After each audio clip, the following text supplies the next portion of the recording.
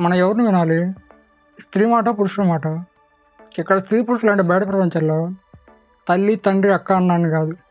మనలో ఉండే రెండు వాయిస్లు, ఒకటి మనసు, రెండో హృదయం. మనసు పురుషుడితో సమానం, హృదయం స్త్రీతో సమానం. ఎందుకంటే పురుషుడు లాజికల్గా ఆలోచిస్తే, స్త్రీ ఎమోషనల్ ఫీల్తో ఆలోచిస్తుంది.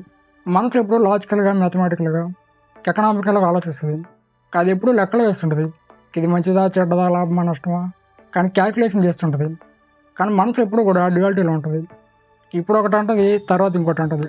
కానీ ఒకే దాని మీద మాత్రం అసలు ఉండదు. సింపుల్ చెప్పాలంటే మనసు మాట ఇన్నోడు సంక్రాంతికి పోతాడు. ఎందుకంటే మనసు ఎప్పుడు కన్ఫ్యూజన్లో పడిపోద్ది. కానీ హృదయం లెక్కలు వేయదు. అది ప్రేమతో, కవిత్వంతో, ఎమోషన్తో ఫీల్ అయ్యిద్ది. దానికి డ్యువాలిటీ అనేది ఉండదు. నిజం అనిపించిందే చేస్తుంది, అది ఫీల్ అయిందే చేస్తుంది. మనసు ఆలోచిస్తే హృదయం ఫీల్ అయ్యిద్ది. జీవితాన్ని క్యాల్కులేషన్తో నడపాలంటే మనిషి రూపాల్లో తయారవుతాడు.